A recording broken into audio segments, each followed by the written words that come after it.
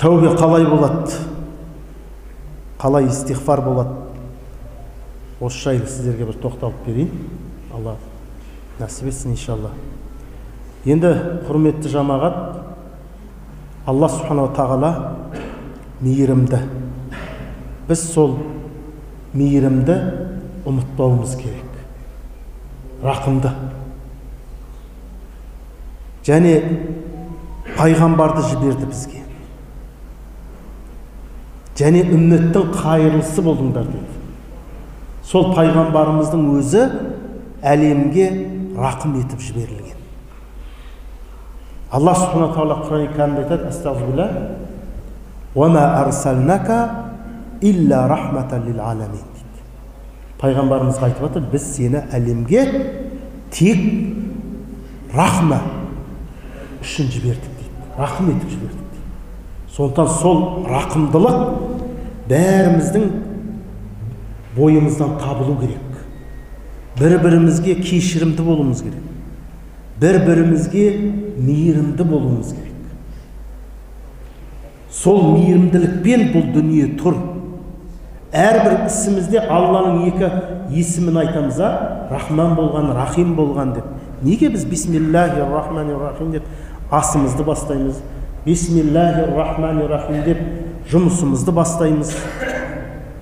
Бисмиллахир-рахманир-рахим деп Құран оқимыз.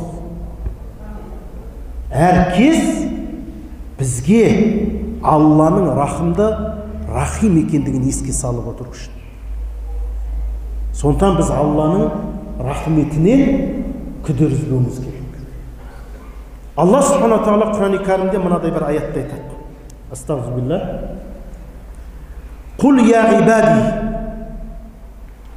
Құл бұл бұйрық. Яғни Алла пайғамбарымызға бұйырды. Айт. Кімге? Ғибади. Құлдарыма деп отыр.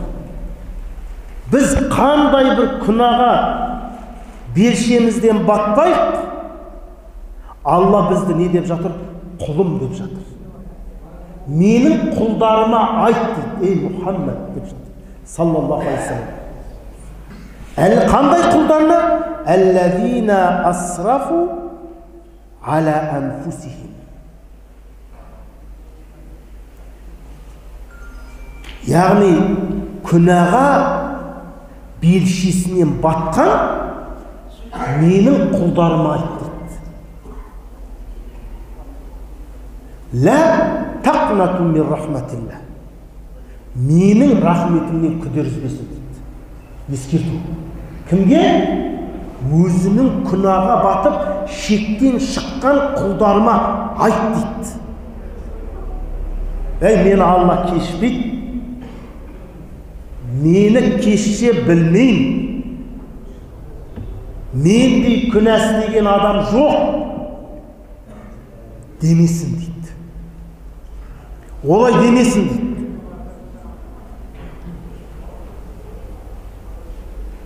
Шектен шығып күнәға белшесінен батқан менің құлдарыма айт: Ла тақнату мин рахматилла.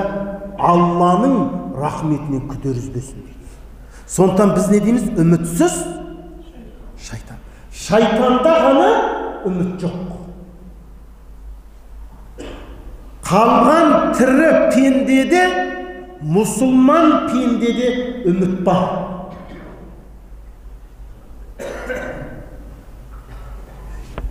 Алланың рахметінен күдер үзбесін. Инналлаха яғфиру зунуба жамиға дейді.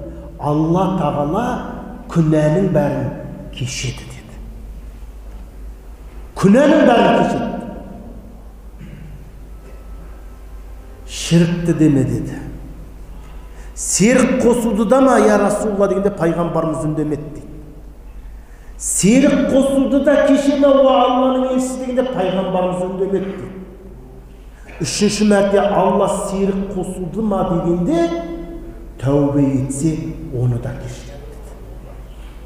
Тәубе етпесе ол кешірілмейді. Алла тағала сондықтан Құранда не деді? Астағфирулла. Инналлаха ла яғфиру ан юшрака бихи Алла өзіне ортақ қосқанды кешпейді. Қалған күнәнің бәрін кешеді. Сондықтан жаңағы жоғарғы аятта не деді? Құлдарыма айт, күнәға белшесінен батып шектен шыққан, менің рахметімнен күдірізбесін. Инна Аллаха яғфиру зунуба жамиға, иннаху хуал ғафуру рахим деді. Алла күнәнің бәрін кешеді. Неге? Өйткені ол кешірімді, мейірімді деді. Міне қараңыздаршы, бізді жаратқан Құдай бізге өте мейірімді. Өте мейірімді. Неге білесіздер ме? Өйткені біздің тәубе етуімізді Алла тағала жақсы көреді. Алла тағала біздің тәубе етуімізді жақсы көреді. Сондықтан бізді күнә жасаған уақытымызда Алла жазаламайды. Қараңыздар. Не істейді? Біз қандай бір күнә жасаған уақытымызда дәл сол сағатта Алла тағала бізге жаза жібермеуі оның біздің тәуба етуімізді қалауы. Қараңыздар, ғалымдар айтады, егер дейді Алла тағала дейді бізді күнә жасаған уақытымызда жазалайтын болса дейді, ешкім күнә жасамай қояды дейді. Қазір бір харам болған қызға қарайтын болсаң, екі көзің ағып түсетін болса, қарайсың ба? Қарамайсың. Кез келген күнәні айтшы. Соны істеген уақытта, сол сәтінде Құдай жаңағы жазаны берсе, сол күнәні жасай ма? Жасамайды. Енді Алла неге жазаламайды? Солай. Алла біздің тәуба етуімізді қалайды. Көрдіңіз бе? Сондықтан күн батыстан шыққанша, жан алқымға келгенше тәубаның есігін ашып қойған. Осыны естен шығармаңыздар. Не істеп қойды? Күн батыстан шыққанша, қиямет орнағанға дейін.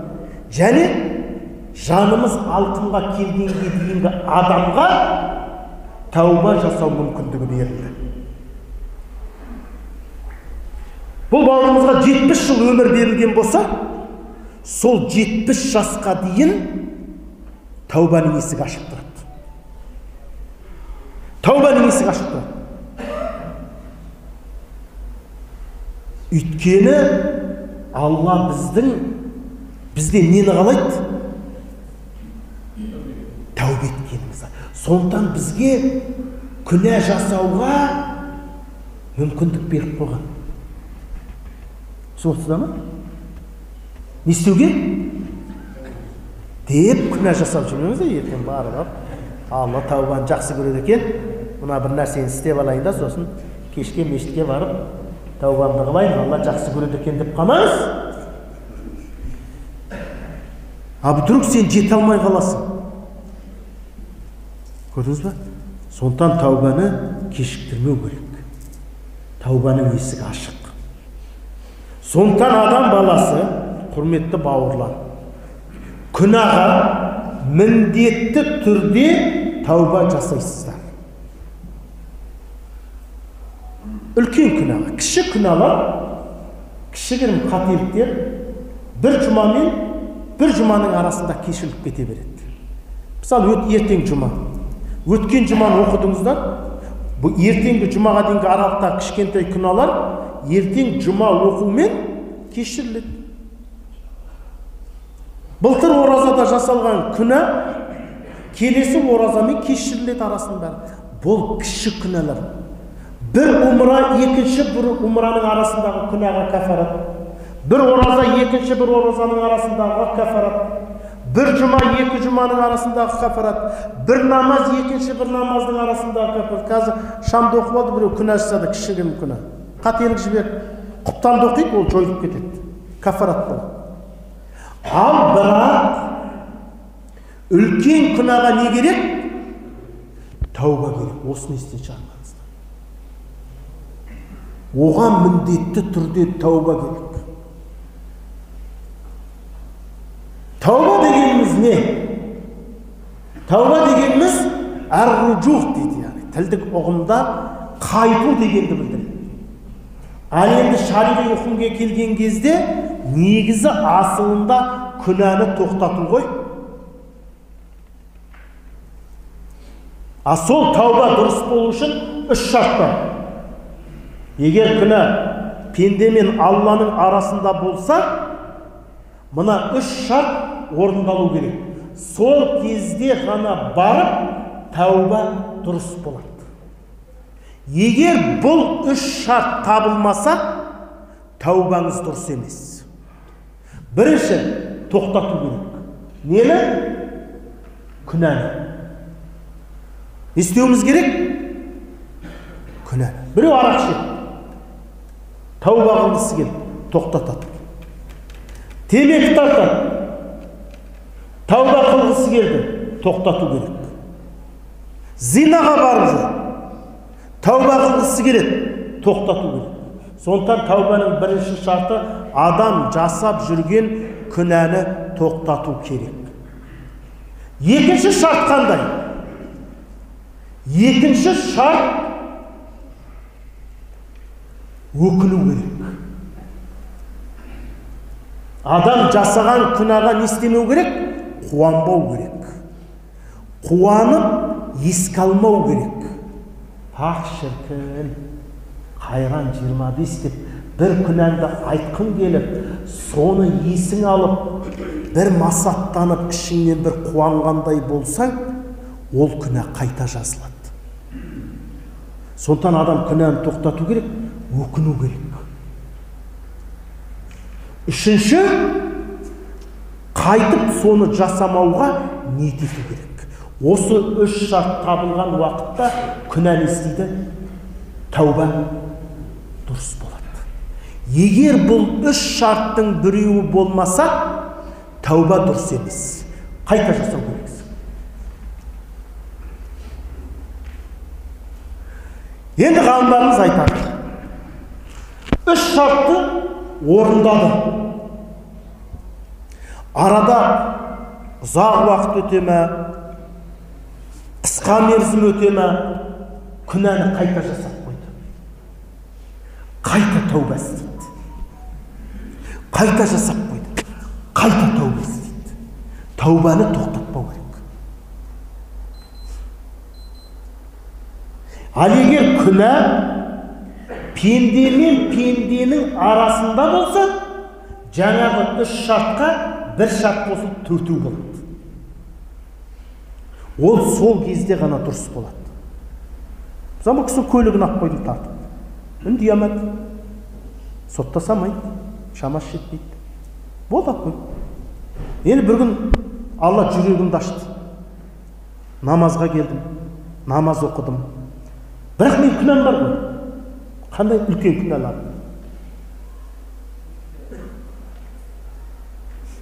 Енді істеймін.